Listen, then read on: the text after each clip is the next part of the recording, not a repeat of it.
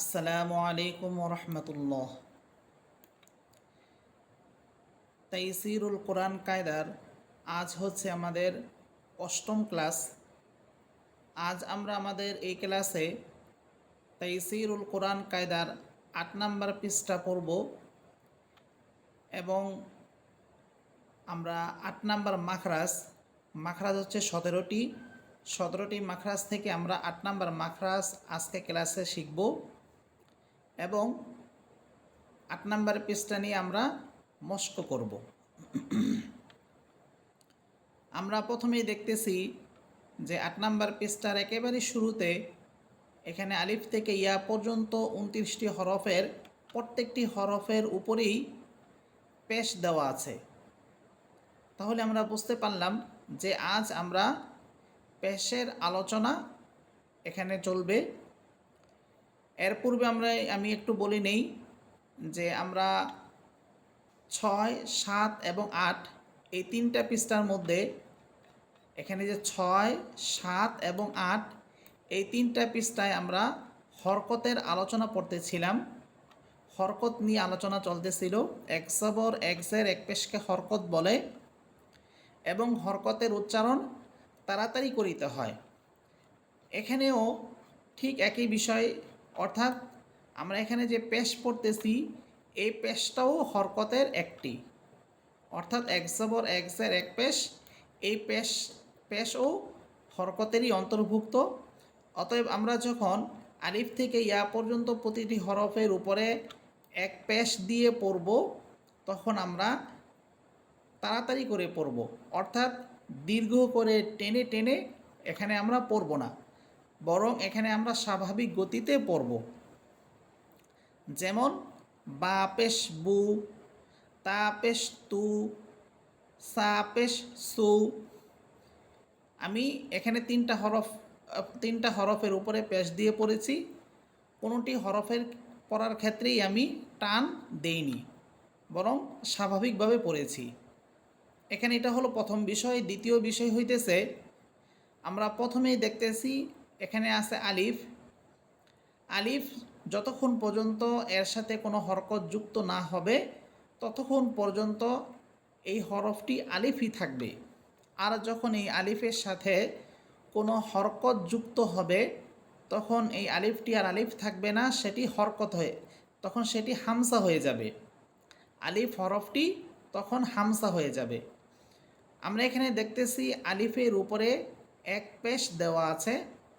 অতএব আমরা এখন এই আলিফটিকে এখন আর আলিফ বলবো না, আমরা এখন বলবো হামসা। হামসা পেশ উ। এটা হলো দ্বিতীয় বিষয়।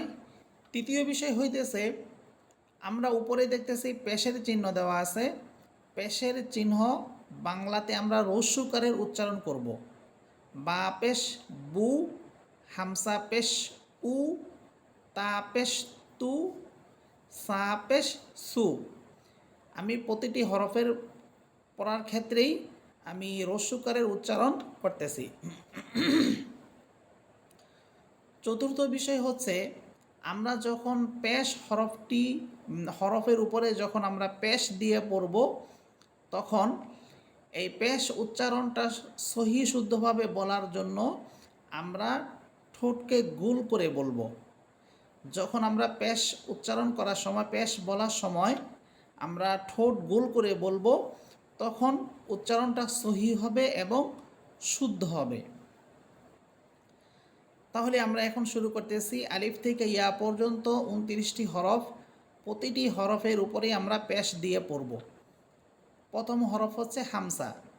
হামসা পেশ উ, বা পেশ বু, তা পেশ তু, সা পেশ সু, জিম পেশ জু, হা পেশ হু। এখানে আমরা হা দেখতেছি। আমরা হা দুটি পড়েছিলাম, একটা হচ্ছে জিমের মতো হা, আরেকটি হচ্ছে গোল হা। জিমের মতো হা, এটির মাখরাজ হচ্ছে কণ্ঠনালীর মধ্যখান।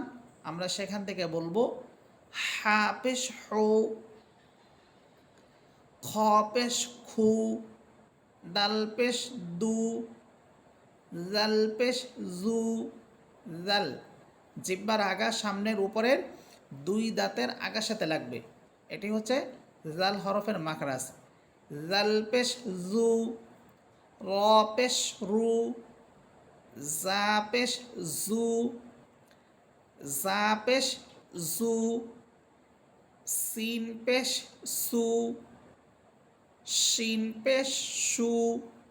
শিন হরফটি বলার সময় আওয়াজটা বড় করে বলতে হবে।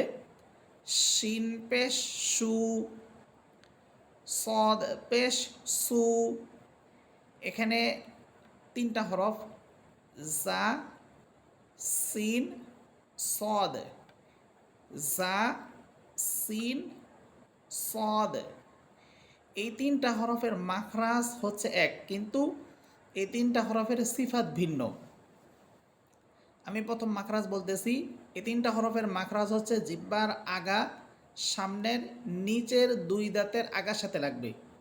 জিহ্বার আগা সামনের নিচের দুই দাঁতের আগার সাথে লেগে জা, সিন, সদ।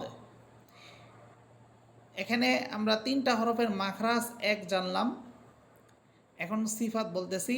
এই তিনটা হরফের সিফাত প্রথম হচ্ছে, এই তিনটা হরফই হচ্ছে সফিরের হরফ।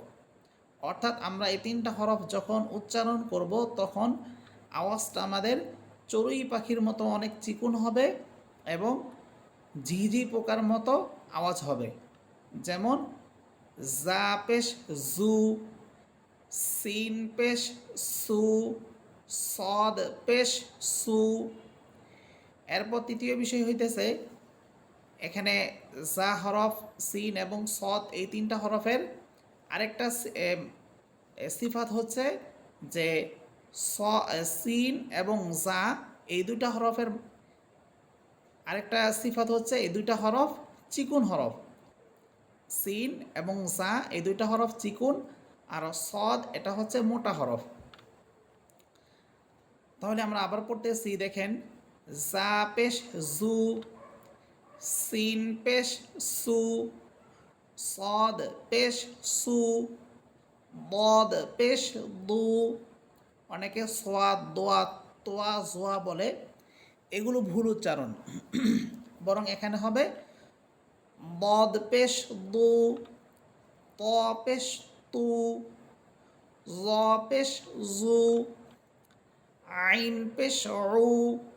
আইন এবং হা, জিমের মতো হা, এই দুইটা হরফের মাখরাজ এক, অর্থাৎ কণ্ঠনালীর মধ্যখান।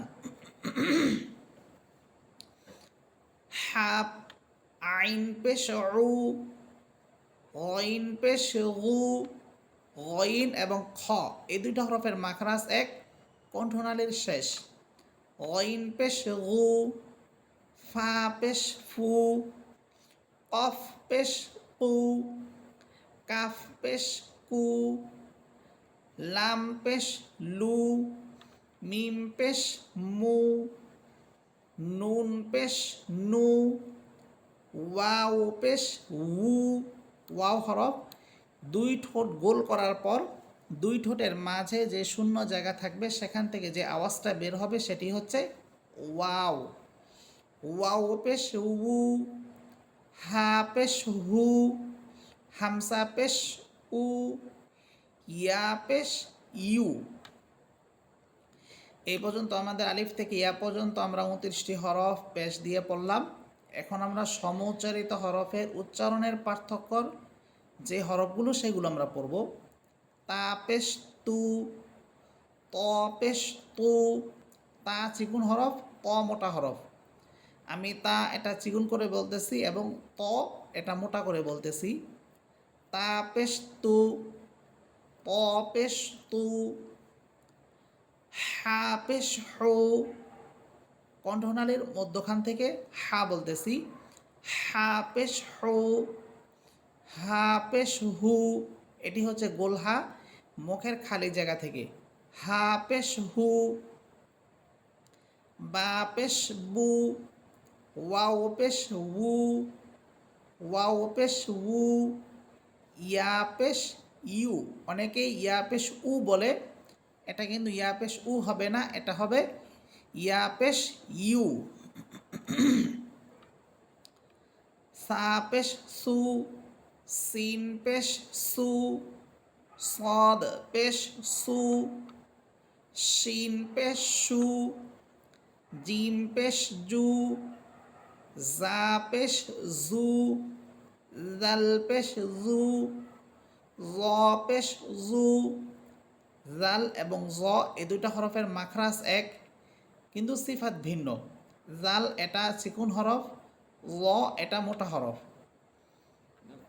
হামসা পেশ উ, আইন পেশ উ, হামসা পেশ উ, ইয়া পেশ ইউ, দাল পেশ দু, দদ পেশ দু, কফ পেশ কু, কাফ পেশ কু। এগুলো ছিল আমাদের সমুচ্চারিত হরফের উচ্চারণের পার্থক্য। এখন আজ আমরা 8 নাম্বার মাখরাজ নিয়ে আলোচনা করব। আমরা 8 নাম্বার মাখরাজ দেখতেছি, এখানে আছে 8 নাম্বার মাখরাজ হচ্ছে জিহ্বার আগার কিনারা তার বরাবর উপরের দাঁতের মাড়ির সঙ্গে লাগাইয়া লাম হরফ। জিহ্বার আগার কিনারা তার বরাবর উপরের দাঁতের মাড়ির সঙ্গে লেগে, দাঁতের মাড়ি বলতে দাঁতের গোড়া বোঝানো হয়েছে, দাঁতের গোড়ার সাথে লেগে লাম হরফ। তো এই পর্যন্ত আমাদের 8 নাম্বার মাখরাজ পর্যন্ত হলো। আপনারা 8 নাম্বার মাখরাজ সহ আমরা যে আজকে ক্লাসে 8 নাম্বার পৃষ্ঠা পড়লাম, এগুলো ভালো করে পড়বেন এবং ভালো করে বুঝবেন। যদি কোনো সমস্যা থাকে অবশ্যই সেটা জানাবেন।